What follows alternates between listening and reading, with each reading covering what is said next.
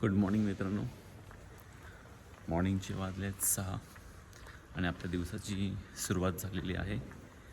मॉर्निंगचं पहिलं 6चं सेशन आहे. त्या अशी लगबगीने उठून मी जिमसाठी आलेलो आहे.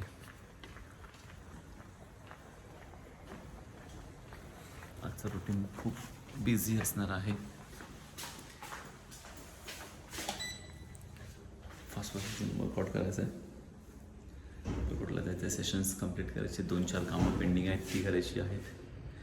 दिवसाचा वेळ कसा निघून जातो तेच समजत नाही.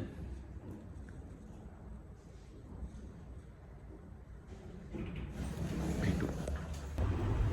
4 सेशन्स असणार आहेत लागोपाठ आज. 18, 19, 20. हे हाय. हॅलो मित्रांनो, 1 तासाचा ब्रेक पडला आहे. आता 1 तास कसा घालवायचा हेच मोठं टेन्शन आहे. 1 तास म्हणजे असं वाटतं की अख्खा डोंगर पार करावा.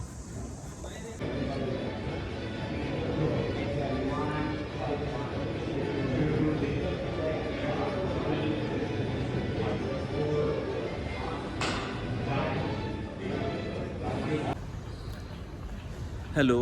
अशा प्रकारे आजचे सेशन्स झालेले आहेत. ओव्हरऑल 4 पैकी 2 सेशन कॅन्सल आणि 2 सेशन झालेत. On the spots cancel sessions झाल्यामुळे मूड थोडंसं ऑफ होतो. थोडंसं प्लॅनिंग असं सगळं सेटअप असतं. मग पुढे जाऊन थोडंसं वेटिंग करावं लागतं. थोडासा कंटाळा येतो.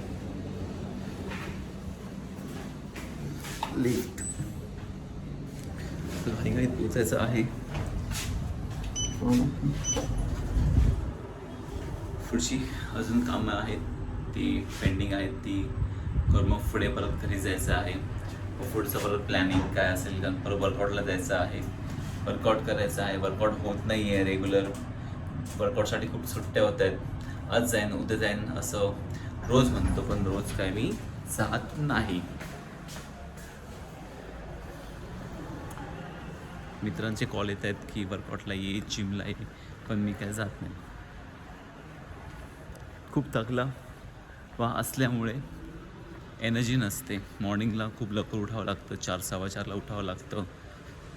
5-5:15ला घरातून निघावं लागतं. 6चं स्लॉट असल्यामुळे ॲक्युरेट 6ला पोचावं लागतं. ट्रॅफिक असतं. डोक्यात खूप सारे विचार चालू असतात. त्याच्यामुळे नाही होत. थकवा लवकर येतो. बॅक टू बॅक सेशन्स असल्यामुळे एनर्जी खूप लो होते. खूप बॉडी डिहायड्रेट होते. काही खाल्ल्यामुळे नसल्यामुळे एनर्जी नसते. आता निघतो, काही प्लॅनिंग करतो आणि मग थोड्या वेळ परत तुम्हाला भेटतो. बाय. मी आलेलो माझ्या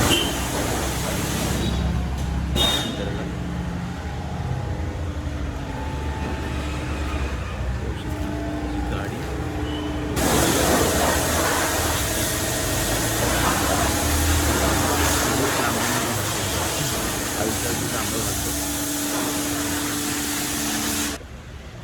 गाडीला मस्त फॉग केला आहे.